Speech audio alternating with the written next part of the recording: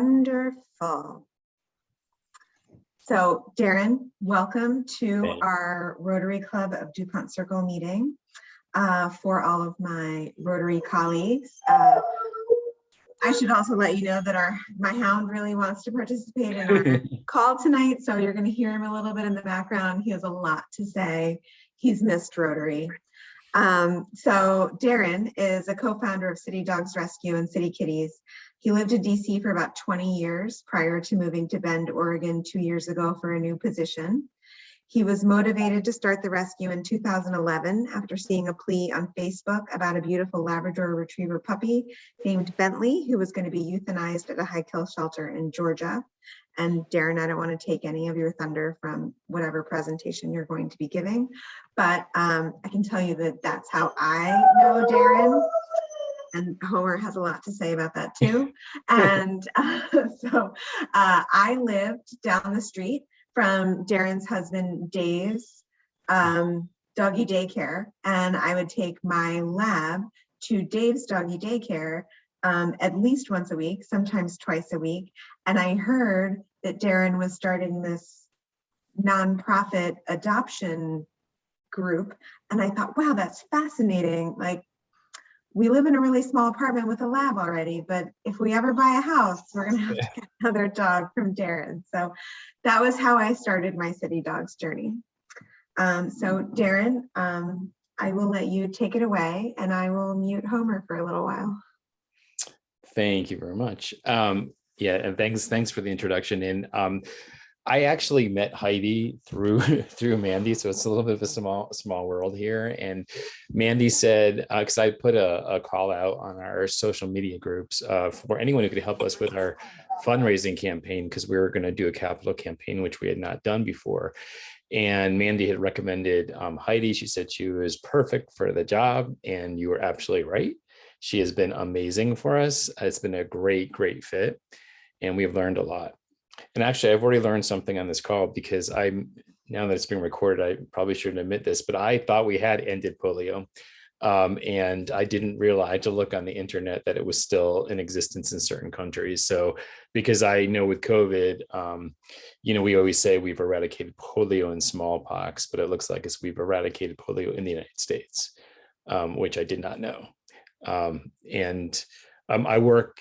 My job is I'm the Chief Legal and Risk Officer for a healthcare system here in Bend, Oregon. I had worked for Bon Secours in Maryland for about 15 years, and had just bought a house in Chevy Chase, moved out of the city, sort of kicking and screaming because I lived in Logan Circle, but I have 2 kids now, and I was convinced that I needed to move to the suburbs. Which we did, and we did this whole historic home, and now we just put it up for sale because we now live in Bend, Oregon. So it was a big change. As Mandy said, my husband Dave Liebman owns City Dogs Daycare. They have 2 locations in DC, one in Dupont Circle and one on H Street, and that's kind of how the whole thing got started. So I'm really, and I think Heidi, we have some slides, and you guys feel free to interrupt me at any time. I'm totally fine taking a question, and we can just go with how it works best for this group. So basically, we slogan from Heidi. This is our first capital campaign, and it's we are looking to a property and renovate it in DC, which we started this almost 10 years ago.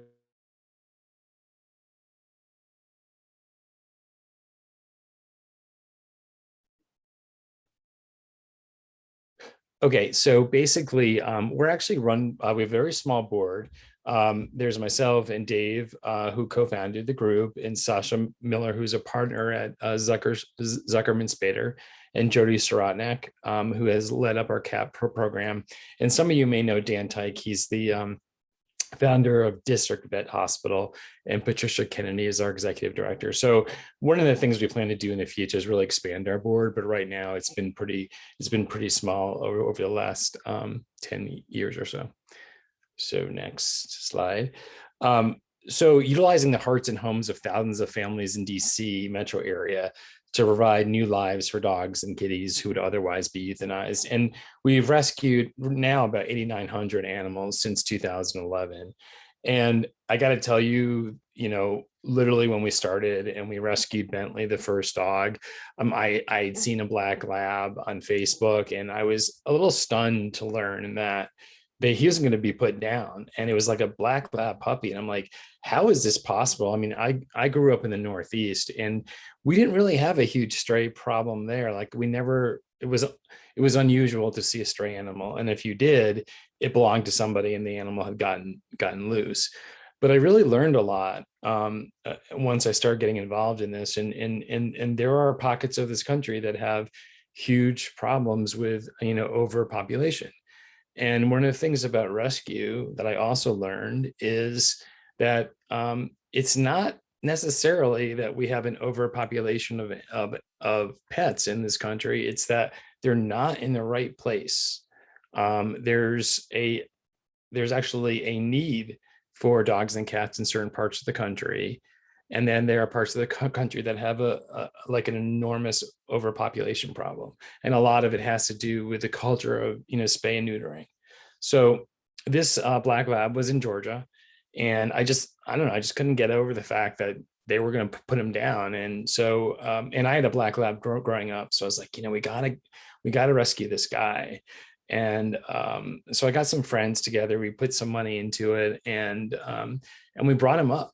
And he was awesome. And we just walked him around DC with an Adopt Me vest on. And within a couple of days, like, we ran to this. So, it wasn't really that hard to do. I mean, we screened her and all this stuff. And we're like, well, this is weird, because you have a dog who's going to get put down, a beautiful black lab puppy who's going to get put down. We stepped in, got involved, moved the dog up to DC, and suddenly, there was no problem adopting the dog. And this is from a shelter that puts down a lot of, really great animals. So we're like, well, we really need to do something about this. And Dave, my husband, owns City Dogs Daycare, and he said to me, which is usually something that's dangerous to give me a little bit of an inch because I take a lot more. So he said, why don't you guys, why don't we allow City Dogs Daycare to have like 3 dogs a month? And we won't charge you guys. You can just do this through the not-for-profit. So that was great. And we're like, okay, this is awesome. We're going to do this. And then so foolishly, I was the one who started pulling all the animals. And as soon as all these shelters in the South, where we were primarily getting our animals from, found out there was a very committed rescue in DC who was going to pay their bills and do everything that they needed to do, we were getting flooded with calls. Like, can you take this? Can you take this? Can you take this dog? Can you take this dog? And I am not a person to say no. And so basically we started getting a lot of dogs, well more than the 3 that I was allotted to. And eventually I was kicked out of that role because I just wasn't suited for it. Because when you're on the phone and someone tells you this dog is going down tomorrow, I'm not likely to say, no, we can't take it. And so you really need somebody who's stronger than I am to say, to really have what is a reasonable amount of pets coming and going in the city. So to make a long story short, eventually we just started pulling a lot of dogs, and we became known through a lot of shelters. And then we started pulling from all different places in Virginia, West Virginia, Kentucky, Georgia, South Carolina, North Carolina, but finally realized we were spreading ourselves too thin. And we really started to focus on 3 primary shelters in rural Virginia and Smith County, in near Charleston, West Virginia, and in Columbia, South Carolina area, and also North Carolina. I forgot what the name of the county right now. And we Bladensville, and we have been pulling really for like 10 years at this point. So we also became a dog and cat rescue about 3 or 4 years ago, because one of our board members really said, we should be doing cats too. And I love cats and have 2. But I was really nervous about that because I'm like, I don't know. I just don't know if cats are gonna move that quickly, in DC. I don't know why I thought that, but needless to say, we have now adopted more cats than dogs. So that wasn't a problem. So let's go to the next slide. I don't even know what's on here. Actually, I haven't seen it in a while. So, we talk about the good news about rescue is that in the 1970s, there was probably about 20 million animals that were put down a year. Times have changed dramatically. And because of rescues like ours, we have been able to reduce that. Like probably now it's 1.5 million, which is way too many a year. But it's a completely different landscape from the 70s. I mean, I know a lot of folks didn't even think of going to a rescue in the 70s or 80s. Now it's really common in the cities to look to rescue first. Okay, the next slide. DC is a very pet friendly city, we learned, and it's becoming more so over time as new apartments allow for pets and there's new amenities. And we know that 73% of millennials own pets. And we've never had any issue bringing pets into the city. We've been welcomed by businesses, by residents. It's just been really rewarding in that regard. And I don't think DC always had that reputation, but I think more recently it has. So now we are an organization that has an annual budget of $1 million, and that's all donated funds. We spend about 50% of our funds on medical care for our rescued animals because many of them have never received really any care where we get them from. And some of them, there's a lot of horror stories, and I won't go through them now because they're difficult. But we've seen a number of dogs that have been shot, all kinds of things. You don't want to know about it, but we basically have taken all kinds of really bad situations. And one of the things that we've committed to early on is saying, you know what, we aren't going to just take these dogs and cats. We're going to make sure they have good health care, good vet care. And as you can imagine, DC, that's not cheap. We have relationships with several vets in the city who've given us discounts, but it's still really, really expensive. And that's where half our budget goes. And now we've become one of the largest rescues in the area, and we have about 10,000 individuals in our Facebook groups of alumni, volunteers, and foster, and we have about 60,000 followers on our social media channels. I think 1 million unique visitors have been to our website since we started. So, literally, this is just, imagine, I worked full time, Dave worked full time. We never intended just to for this to be this. It's great that it has. It blew up in a great way, but honestly, there was no way we had envisioned something like this. We were literally just trying to help a few animals make their way out of a difficult situation. Okay, next slide. So basically the way it works is we identify a dog or cat that's an urgent need, and usually from our shelters that we already work with, because they can train they can do an assessment and make sure that it's an animal that can do well in the city and is safe to adopt out. And I have to say that I had a bias for hounds. And so we had a lot of hounds in the city early on. Because I didn't have a lot of experience with hounds, but I just thought they were awesome. So we really brought a lot of them in there, and we kind of learned a lesson because some hounds did very well, but a number of hounds didn't in the city atmosphere because of the noise. And we seem to do better with female hounds than male hounds. And so we've kind of focused more on that. We still take every type of breed, but we've really had to kind of focus a little bit more on what type of dogs typically do well in the city or the surrounding area. And then we pay for all the transportation, medical care, spay and neutering. They go into foster care. So how we started originally was, I said we were using the dog daycare to board the animals for free. Now we're primarily a foster-based rescue. We do use the daycare now as a backup. So we've really shifted, and then we have adoption events and we go through the adoption process. So next slide. So the reason we need, so basically for years, we had rented an office at the Quaker House on Florida Avenue in Connecticut. And it was great. It was reasonable. They gave us a really good price. And we really needed it because we had all these supplies. We have crates for the animals. We needed a place to, take the animals in when they came off the truck, off the van, and then process them, get them all the medications that they needed, all the, everything that they could need for their foster adoption experience.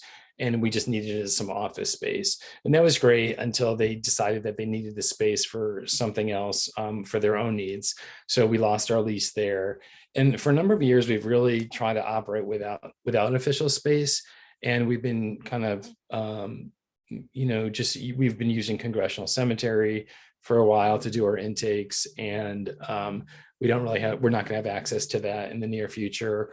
And just everything we've tried to do has not been sustainable for us. And as Dave and I moved to Oregon from DC, we felt it was really, really important that now, especially more than ever, that we secure a building so that we have an operations and intake center, so that there's not going to be trouble or difficulty in us rescuing the next 8,900 animals over the next 10 years.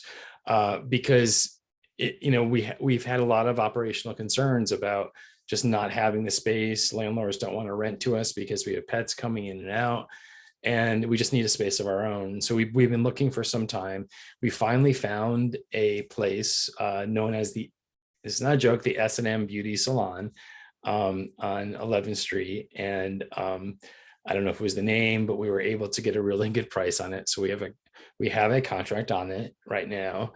And we are trying to raise $600,000 to pay for the building and a huge renovation that needs to take place to meet DC code. So we have the ability to get a mortgage, but we have to pay for some of that with the capital campaign money, as well as the renovation costs. We expect to be at least $300,000 or $400,000, particularly as prices have gone up because of COVID. So we're going to use the building as office space for volunteers and staff, storage for our crates, meetings and training space, greetings for potential fosters and adopters and volunteers. But the most important function that we're going to have for this space is that we'll have outdoor space where we can accommodate the weekly intake of 25 to 30 rescue dogs and cats each and every week. And that is the part that we really have had a difficult time getting in the city. And this has outdoor space. So, and we envision it to be very, like, we started in Logan, Dupont Circle area. Most of our supporters early on were from the area. Local businesses helped us quite a bit, a lot from the LGBT community as well. And so we've really had our heart, in that part of town, and we really wanted to stay there. So this space met that need because we wanted to be a city-based rescue. So we were very excited to actually have a place that we think we could afford if we could raise the funds. Okay, next slide. So it's going to essentially, I won't walk through all the space, but we're going to have a dog and cat intake space. We're going to have areas for storage. We'll have an adoption room. We'll have a reception area.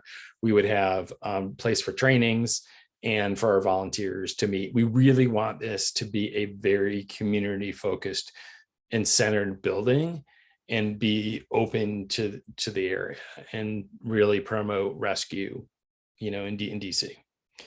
Okay, sorry, you can go to the next slide. And then, so at any given time, we have about 150 to 200 animals in our foster care, and about 100 animals we save every month, and about 600 volunteers and foster parents at this time. Okay, next slide. So basically what we're doing for well, thanks to Mandy's help, we have raised $230,000 out of the 600, and that's since we've gone public in June. So we've done pretty well with about close to 800 donors.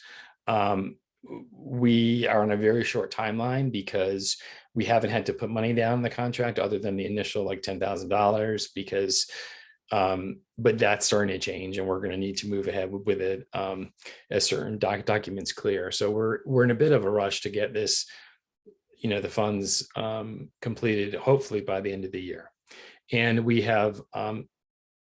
actually had a number of rooms where we've sold for, to be recognized. We have a cat intake room and a conference room and a volunteer lounge that has been purchased by those to recognize certain individuals or their pets. So we've been really excited about that. We've gotten some support from some local businesses, and we're really happy with where we are right now, but we do have a long way to go on that. So next slide. Just our background, we have been selected as the best nonprofit since for the last 6 years by the City Paper, and best charity event and best place to volunteer in a number of years. And we've also received some recognition in Capital Pride and the Best of Gay DC. And we've also included in the catalog for philanthropy, which is a significant application process to get approved to be in it. And that's usually considered as one of the best non-profits in the DC area to be part of that organization. We've also been on local news and actually national news when we had one of our volunteers decided to give up his birthday presents. I think he was about 9 years old at the time, to help rescue animals. And he did a t-shirt and we raised a lot of money, and he found himself on Good Morning America and was covered by about 25 different news periodicals in this country and outside. So it was pretty interesting. And one of your volunteers was on Jeopardy and talked about city dogs and city kitties. That is very her About Me segment. Yes, that is very true. I forgot that. I think, is that the last slide? Or yeah, these are some of our partners. We've done a lot with Stonewall. Now, I know Rotary has definitely helped us on our auction in the past, and they've also helped on early days when we had our Eat Well dinners with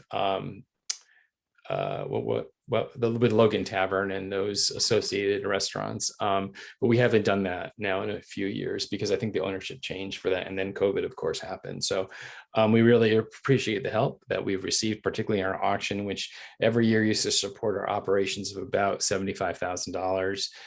We didn't do it this year. We did a mini auction last year just because we didn't really feel comfortable asking businesses to contribute when all that was going on with COVID.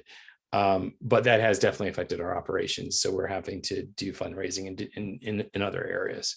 But at the same time, we're mounting this campaign and we're about 40% there. So anyway, we are very focused on accomplishing this. Mandy has agreed to be one of our champions, who we are thrilled about, and has agreed to raise $10,000 for this. And she's one of 15 or 16 individuals who've agreed to that. And we're very indebted to that. And she's got her own link. If you decide you want to contribute or share it with somebody, it's there at the bottom of the page, CDCK Mandy, and that's at bit.ly.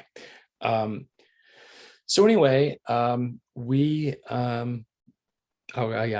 think that's it for the slides, but I'm happy to answer any questions about the campaign, if you guys have any, or about our organization. I'm trying to think if I forgot something, but I probably did, but I'll think of it later, I guess. So are there any questions that I can answer about how we operate?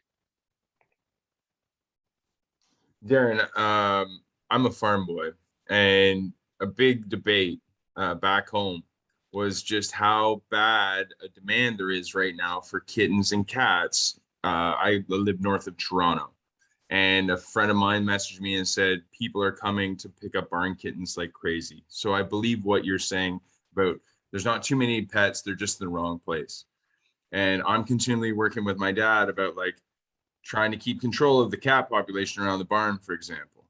And as you say, how do you get your, barn cat spayed or neutered, for example? It's a result of they're not under control. There's a lot of feral cats walking around as well. So, it gets out of control. And I was just wondering, like, how do you encourage people like myself to avoid creating this problem? I mean, I think people in rural areas, their hearts are in the right place about animal welfare and animal livelihoods. But at the same time, it's such a difficult problem to manage because there's already so many animals out there, as you said. Right. No, it's definitely a huge issue. And we work with local organizations in each of the places that we pull from. So they often have a spay and neutering program through their organization.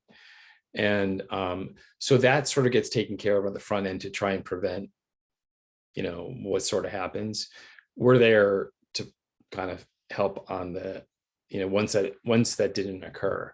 And now ideally we'd obviously like to get in front of everything and not always be chasing this, but we're just not there yet. And being here, it's very difficult to like open a clinic down there. So that's why we work with the local organizations. But I mean, there's a huge need. Like in Bend, Oregon, I was told, if you go to the shelter, there was like one dog and the dog was already claimed. Okay. You go to these places, it's insanity. I mean, they're putting down like 17 dogs here and cats. I mean, it's just a totally different world. And it's a different world because there's not the population to support going in and looking for these animals. Plus you all, into the actual shelter. Plus there's oftentimes they're very stretched financially with staff.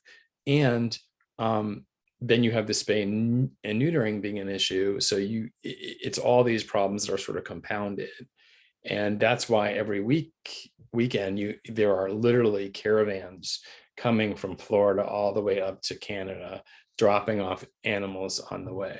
And that really has done an amazing job. And the same thing happens on the West Coast too. Done a great job in really moving those animals to places where there are fewer of those. And I mean, again, it's a sort of a backward strategy because we're on the tail end, I mean, so to speak. I mean, it'd be nice if we can get on the front end of this. It's hard being in our location to do that. But I think we are making a difference in that regard. And obviously all of our animals get spayed and neutered. And, so it's just, there's definitely a different like life in, DC compared to where these animals come from is just very, very different. It's just a different world. Sorry, I asked you a question to which there is no answer, but I guess what I was saying is like, how do you get ahead of it? I guess was what I was meaning to say. Well, I guess the good news is, I mean, rescue has. I mean, like the stat that I said is like, I mean, I remember growing up as a kid, and the idea of getting a rescue dog wasn't even something we thought about it. My dad was like, "Oh, we're going to get a purebred lab," and that was just the way it was. Like, that's where you went. Okay, and so I mean, that whole vision has sort of changed, fortunately, particularly with younger generations. So you're seeing a lot more folks who are looking at rescue first, and that is helping the problem, number one. And number two, there's so many more rescue organizations than there were 20 years ago. And a lot of them, we're all operating on very tight budgets. We're one of the larger ones, but many are very small. So we are making a huge difference because we've cut it down like from 20 million to 1.5. But it's that last 1.5. How do you fix that? So, I mean, we're getting there, but it's kind of like this. I would compare it to like the COVID-19 vaccination. It's a lot easier to get the first 70% vaccinated. It's a lot harder to get, as you go closer to 100%. That doesn't mean we're going to give up on it, but because we're definitely making progress. And the support that we've received for rescue in DC has been huge. I mean, literally, we are raising $1 million a year, and that is pretty much based upon social media efforts. We don't have huge funders. We're not funded by the government. We're not funded much by corporations. It is literally people from DC who did what I did, which was, here, I'll contribute to get this dog or cat out of harm's way. And, and that's really how we've done what we've done. And a lot of rescues fail because it's really hard work, and it's also really expensive. Like I said, we get discounts at vets, but I mean, we're still facing like just enormous bills. So anyway, I mean, to answer your question, I think we are making a difference, but it's going to take a while still. Absolutely. Well, thank you. And you're right. The culture's changed. My dad raised blue tick coonhounds, was a raccoon hunter, avid raccoon hunter. And the first time I came to DC, the first dog I ran into was a blue tick female, 9 years old. The lady told me that she'd come from North Carolina. I said, "Where do you live?" And she pointed to the apartment building. I said, "You're the craziest person I ever met in my life." Because I was definitely from City Dog to the Kids. I can pretty much guarantee if it was 9 years ago. Is that what you said? Well, no, it was a 9-year-old dog. 9-year-old. I saw it 2 or 3 years ago, but yeah, she said it was rescued from North Carolina, and I thought to myself, "Wow, you're going to bring that." I guarantee you that was us. I'm just saying, like. She said it was a beautiful dog. She loved it. She said, "Oh, she's a complete princess." I said, "Wow, okay, well." Like we had hunting dogs too, right? So different. And we've had a lot of luck with hounds, but we've also had a lot of difficulty too, depending upon their personality, based upon whether they can do well in the city or not. But we've had a number of situations too. And the problem with hounds is that sometimes, hunters will say, "We don't want to take care of them over the winter," and they will just leave them at the shelter. Well, the shelter is going to put them down. So we're kind of stuck is like, do we take a hound that we don't know for sure is going to be okay in the city? But on the other hand, if we know if we leave them there, they're not going to make it because there's a lot of hounds. So, I mean, it's a constant struggle about that, but we've had a lot of hounds here. I'm sure. Sorry, does anyone else have a question for Darren? I'll just talk his ear off about hound dogs all day now. This is April. I don't have a question, but I did have a rescue years ago that was treated by your organization, did intake, et cetera. And we had lots of years of, him loving us and us loving him. And I'm just really glad to hear from this organization, learn a little bit more about the history. And I appreciate the context you provided tonight. I'm really grateful to know kind of where we're at. I wondered, especially during pandemic, I heard that some shelters ran out of animals. And I just lived in Hawaii for a number of years where we catch all the feral cats and spay and neuter them and then release them. But I also worked in nature conservation out there. And so there's a lot of concerns about what cats continue, the havoc that they wreak on nature. They would attack a lot of the birds there, that kind of thing. And so these are big issues. And I feel like the more I learn, the less I know, so it's important that we come together and share information and try to make the best choices we can. And I've seen some of those hounds. I know some people that spend a lot of money and time and resources trying to get their hounds acclimated to the city. And those are tough, really tough choices. So I'm glad you guys are all trying your best to make those decisions. I know my lab pit was actually a Mastiff. He was a lab pit. But he was on his paperwork, he was a lab Mastiff because his temperament was so great. He was safe from being put down, and he was just the best dog ever. And so I know that even then, 10 years ago, 15 years ago, tough choices and workarounds had to be done, in the best interest of the pets and the people that adopted them. And I've helmed a lot of animals in the DC area, and it's been such a rewarding experience. All the serendipitous stories that I have about pairing people with their dogs, and we are a dog-friendly city and cat-friendly city. And a friend of mine made a comment once. I was living in an apartment in Navy Yard, and I said, "Gosh, everybody has dogs here except for these people that don't." And she said, "Yeah, well, you just don't see. They probably have cats in their apartment. You just don't bring them and walk them." And I always think about that. So. Well, and I mean, honestly, when I got to the city in the 90s, late 90s, this was not really a dog-friendly city. It has changed quite a bit over the last 20 years. I mean, partly because apartment buildings are now allowing that. A lot of them wouldn't let you do that. So, I mean, it's kind of a demand for it, which makes it even, a greater place for us to be. In terms of COVID, that is absolutely true. We went through so many animals during COVID. Unfortunately, we're now on the other end of that. And we are seeing our shelters that we work with overcrowded again because people aren't adopting because or not fostering because they're going on vacation, or they finally have some, time where they want to just get out of their house, and so it's not an ideal time for some to do that. So we are worried because we are seeing a lot more animals being put down at the local level, because of the lack of availability of fosters and adopters. Now, hopefully that'll get to equilibrium again. But yeah, we did have a really active year last year, which was great, which never had happened before, but that's great. What Darren didn't mention, I just want to add really quickly, is something very unique about City Dogs and City Kitties. And you guys will relate to this because you're that cool hip club, rat or no rat, that they've got a lot of volunteers that have created this community, this tribe, if you will. I know people use that terminology sometimes, tribe, but they get together, they have yappy hours, they're on Zooms, they're getting advice from one another. Darren sort of let me peek in and become a member of the club. And, if you have a dog or cat related question, you'll get answers at the snap of your fingers. And it's a very loving community. I know they don't get together as much. Mandy's a part of it, but I would say to you, if you haven't already been acquainted with not just the rescue, but the rescue's massive network in the city, I would say do it. It's really loving people. Now, they love animals more than they love people. They'll tell you that first and foremost, just like Mandy would. But they also love to network. They love to get out. They love to volunteer. This could be a great Rotary connection for you to have, to share, in commonality with these like-minded individuals, 600 plus of them.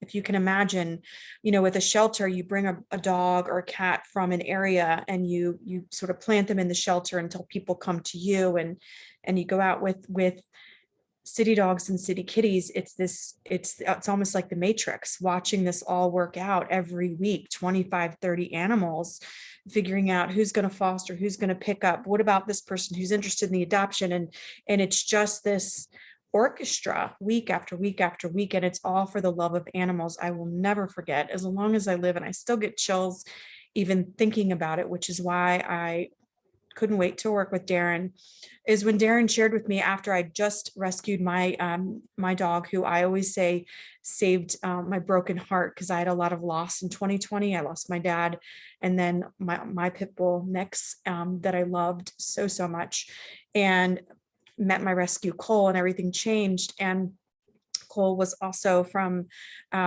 West Virginia, where he wasn't safe. He was an hour away from being euthanized. It was a rescue. And Darren said to me, and I can't quote you, Darren, but again, I'm getting chills just thinking about it. He said, I said, why do you do what you do? It's exhausting. It's just, how do you keep going? He said, because you never forget the first time you have to hang up the phone, because you don't have the resources or the transport or the fosters or the adopters. And when you hang up that phone, the fate of that animal. And so I just keep going, because I don't want to hang up the phone and know that a dog or a cat is not going to be here anymore. So I love what they do. I just hope you guys get involved. I hope you connect. Mandy, you can connect them with this great community that you're a part of. I think there could be some future Rotarians in that group. I would love, as a Rotarian, we try to put our branding throughout our area in Bethesda Chevy Chase, and there are branding opportunities in the building. And I think within your reach, Mandy can talk to you more about them, but I would love to see your club on the walls of this forever home for City Dogs and City Kitties. And with that, I'm looking at the time and realize you probably have to close out, but I just wanted to add that people piece, because I think it's a really, really important piece. Yeah, I mean, we're definitely looking for volunteers all the time. Fosters, we really need, obviously adopters. But that's the whole part of why we're getting this building too, is to be a community center for the rescue community to really, and you guys are right there. I mean, you're right in the same area that we are. And so we're going to be 11th, kind of not too far from, I think, Nellie's area, like that's 9th. We're just a couple of blocks up, and really just, want our presence to be there in the city. And there's so many ways to get involved in this campaign. You can set up a page, you can help us fundraising, you can do all kinds of stuff. And we thank Mandy for all the work in the past. And our motto really, and this is sort of cliche, this is cliche, but I do believe that one of the things that we have thought about, or at least I've thought about, is that quote from Margaret Mead, which is never doubt that a small group of thoughtful, committed citizens can change the world. It's the only thing that ever has. And honestly, when I tell you guys, I was not looking to start this massive organization. I have a very busy job and all this other kinds of stuff. It was sort of this feeling like, well, if I wasn't going to do it, who was? And it just kind of grew from there. And so I don't know, that quote means a lot to me, but that's how a lot of us feel in the organization. I mean, it would be easy to not be involved in this because there's a lot of painful stories you have to deal with too, but we know we're making a difference, at least for those animals, and we welcome any support, any help. Happy to talk at any time. If you have any questions, feel free to email me. It's Darren at citydogsrescuedc.org. And thank you for allowing me this time to talk. Thank you, Darren. I appreciate it. And thank you, Heidi, as well, for the slides and backing them up. And you're right. I mean, the connectivity and the things that you speak about right now, it is a human connection. And I think it's a prime spot to be looking for Rotarians, and for looking for Rotarians that have a love and soft spot for animals in their heart, and probably looking to be adding to their families, little four-footed members. So I see Guillermo's got a four leg. He's that's a city dog too, right? Yeah. Outstanding.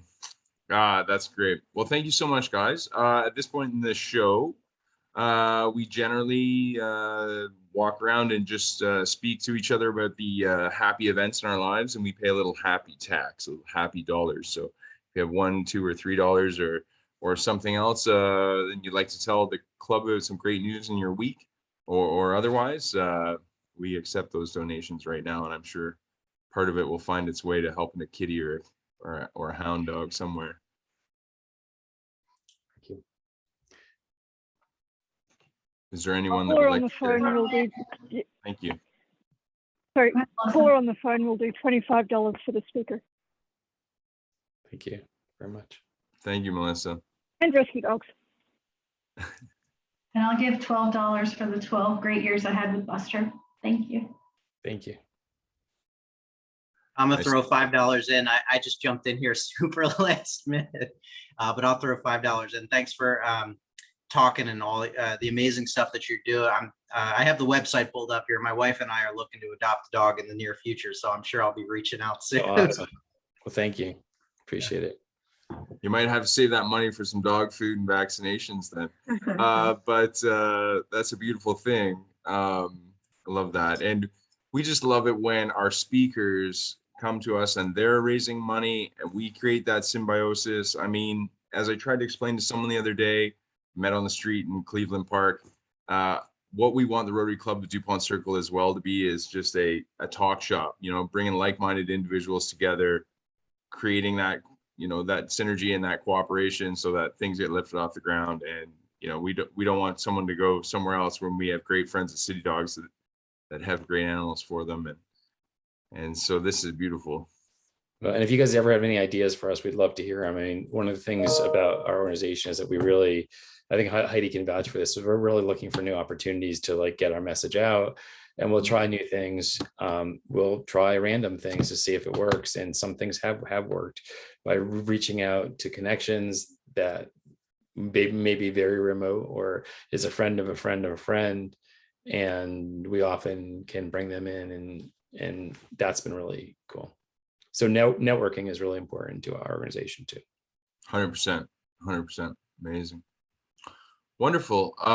Well, if there's nothing else, I will see Melissa's $25. I haven't been here for a few weeks, so I have to make up for lost time. Thank you, guys. Outstanding. And friends, earlier in the chat, I sent our PayPal numbers. A few of you in the chat have sent some money towards City Dogs.